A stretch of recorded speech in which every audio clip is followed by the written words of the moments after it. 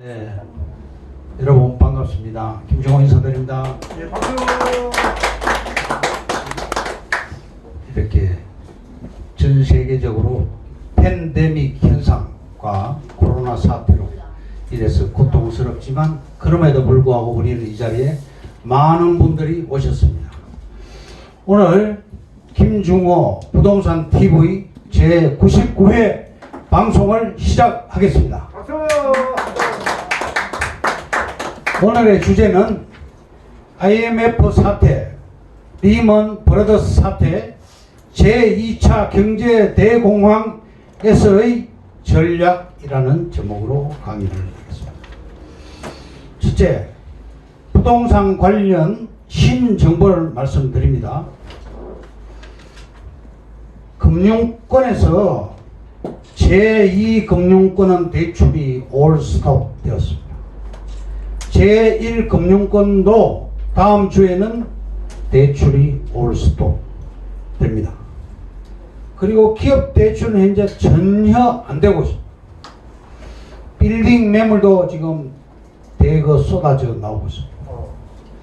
제일 큰 타격은 아파트 분야입니다. 정부에서는 100조를 푼다고 합니다. 건설회사가 제1순위입니다.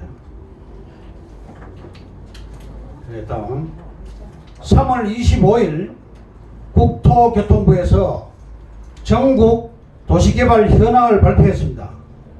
전국의 면적 3,300만 평이 개발이 되었는데 사업 방식은 환지 방식이 대부분입니다. 환지 방식 51.6%.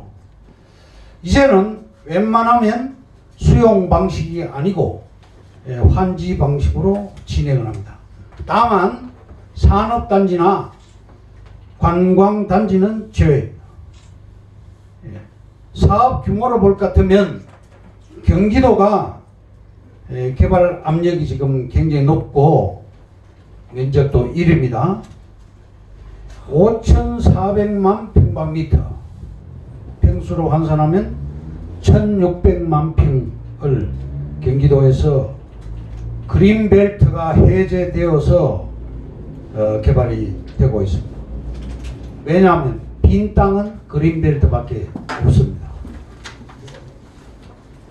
정부의 정책이 지금 과거의 수용 방식에서 이제는 환지 방식으로 바뀌고 있습니다.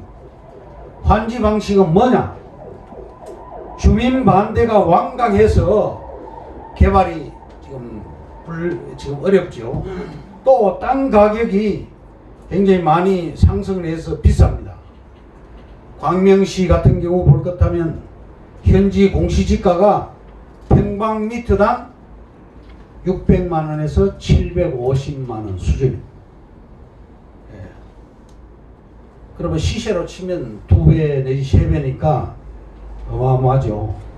사업 시행을 할 때는 지주들의 동의가 필요합니다. 과거 지주조합에서 지주들이 동의를 해주고 보상 가격이 너무 비싸기 때문에 이렇게 그 현금 보상을 못 해주고 환지 방식으로 바뀌게 된 것입니다. 신안산선이라고 지금 공사 중입니다.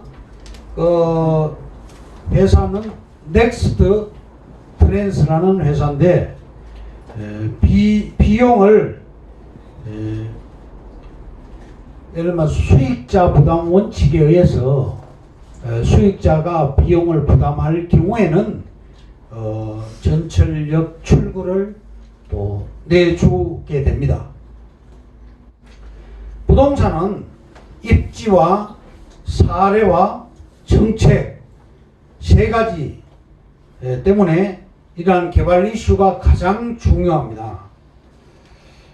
다음, 부자는 더 큰 돈을 번다고 하죠. 돈을 번다. 그런데 그게 아니고 돈 버는 방법을 전수 못 받으면 부자로 망합니다. 예를 들면 잠실주공 5단지 같은 경우 과거에는 1억이었는데 지금은 20억 수준으로 올라갔습니다. 따더블로 올라간 것이죠. 돈을 버는 방법을 전수하는 사람, 전수받은 사람들은 자산을 잃어도 다시 일어설 수가 있는 것입니다. 몇 백억의 자산가로 거듭날 수가 있습니다. IMF 사태, 리먼 브라더스 사태, 제2차 지금 예견되는 제2차 경제 대공황 사태에서의 전략을 말씀드리겠습니다. 첫째, 부자들은 호가에 연연해 하지 않습니다. 그 이유는 왜 그러냐? 팔지 않기 때문입니다. IMF 때, 리먼 브라더스 사태 때, 또 지금 다가오고 있는 금은 먹구름 제2차 경제 대공황 때도 버티는 자세가 부동산 투자의 최후의 승자가 될 것입니다. 리먼 브라더스 사태 때 헬리콥터 밴이라고 부르는 달러를 2배 정도 뿌렸는데도 달러의 자산 가치는 하락되지 않았습니다. 미국이 전쟁 분위기를 조성해서 각 나라들이 달러를 사재기할 수밖에 없는 상황을 만들었기 때문에 달러의 지위가 평가절하될 때가 올 수도 있습니다. 그때를 대비하는 자세와 전략을 가지고 있는 사람은 흔들리지 않습니다. 자산의 폭락장에서도 투자한 돈을 다 회수하고 현금을 가지고 있는 사람은 더 떨어지기를 바랍니다. 왜냐하면 현금이 있으니까 다시 살려고 하는 것이죠. 월세가 지속적으로 나오도록 세팅해 놓았거나 사업장으로 활용하든가 불경기가 무관하게 유지되고 있는 상황일 때 처분 목적으로 구입한 사람들은 발등에 불이 떨어진 그런 상황이겠죠. 그렇지만 경매 시장에 나오는 것을 관망하고 있는 사람은 헐값에 그 자산을 취득하게 되는 것이죠. 1997년도 IMF 당시에 헐값으로 자산을 매입해서 큰 부자가 된 사람들이 많이 있습니다.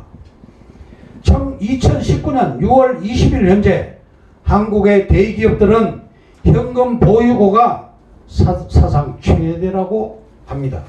그 사람들은 제2의 IMF를 기다리고 있습니다. 다음, 새로운 패러다임 세팅 투자에 대해서 말씀드리겠습니다. 많은 강남 부자들, 수출 기업들은 정부 지원 자금으로 하는 방식입니다. 요즘 베트남에 눈독을 들이는 사람들이 많이 있습니다.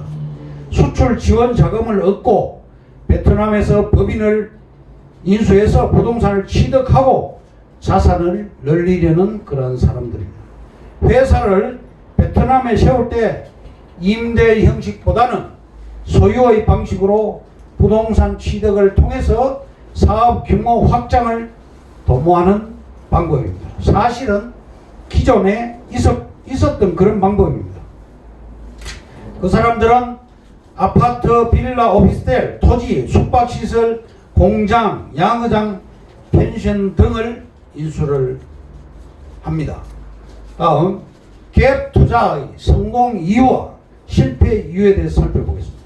성공 이유는 강남 아파트 가격이 많이 올랐기 때문입니다. 부동산 주식 투자로 돈을 벌면 강남 아파트를 샀기 때문입니다. 전국적으로 동반 상승하였기 때문에 가능한 것이죠. 실패의 이유는 강남 아파트가 비싸져서 못 사게 되었고 대체할 지방 아파트를 대규모로 구입했기 때문입니다. 김해, 창원 등지 반토막 아파트가 많이 나왔습니다. 안산 지역에 800채를 가진 사람이 있습니다. 갭 투자 강사인데 그 사람은 극단적인 방법을 선택했습니다. 다음, 구분하지 말자. 부동산 세팅 투자 방정식이라는 제목으로 말씀을 드리겠습니다. 첫째, 강남 빌딩 월세 1억 받는 할아버지가 손자에게 들려주는 말씀. 손자한테 그냥 이 건물 갖고 월세 꼬박꼬박 잘 받고 그러면 된다, 이렇게 이야기를 했습니다. 너도 이 건물 갖고 월세 꼬박꼬박 잘 받고 그러면 된다. 너도 이거 모아가지고 옆에 있는 작은 꼬마 빌딩을 사면 되고, 이런 이야기를 초등학교 2, 3학년밖에 안 되는 아이에게 그렇게 전수를 해주고 있었습니다. 동탄에 10만 평 정도 되는 토지를 가지고 있다가 보상받은 할머니 이야기입니다. 대토를 받기도 하였고 현금 보상을 받기도 한 분의 스토리입니다. 5만 평 내지 10만 평을 보상받은 사람도 계속 그렇게 하라고 손자 손녀들에게 이야기를 합니다. 자기 돈이 하나도 안 들어가는 부동산 투자 방법을 알려주고 있는 것이죠. 그 돈으로 마지막에 구입하는 것이 아파트, 자동차, 용돈 등인 것입니다. 하늘은 스스로 돕는 자를 돕습니다. 자금이 얼마이든지 세팅 투자의 방정식은 똑같습니다. 결론적으로 들어간 원금을 회수하고 또 사용하고 수익에 올인하라, 그런 말입니다. 다음 마지막으로 꼬마 빌딩 투자하기에 대해서 말씀을 드리겠습니다. 삼성동 꼬마 빌딩 구입하신 분의 스토리입니다. 현금 15억을 가지고 또 대출 등 33억, 투자 총액은 48억인데 그분은 사업가로서 월세로 들어갈 1,000만 원으로 대출 이자를 지불한다고 생각을 하고 지렛대 원리로 꼬마 빌딩을 구입했습니다. 15억 원금 회수를 할 그런 생각으로, 또 3개월 이내에 원금을 회수한다, 늦어도 1년 안에는 원금을 회수하겠다, 이런 생각으로 꼬마 빌딩을 샀습니다. 주택도시보전공사가 있습니다. 그 보전공사의 정책을 활용해서 사업가에게는 금리 연 1.5%로 담보대출을 해줍니다. 도시재생 관련 사업인데 70%까지 융자가 나오게 됩니다. 삼성동, 을지로동 등을 검토해 볼 만합니다.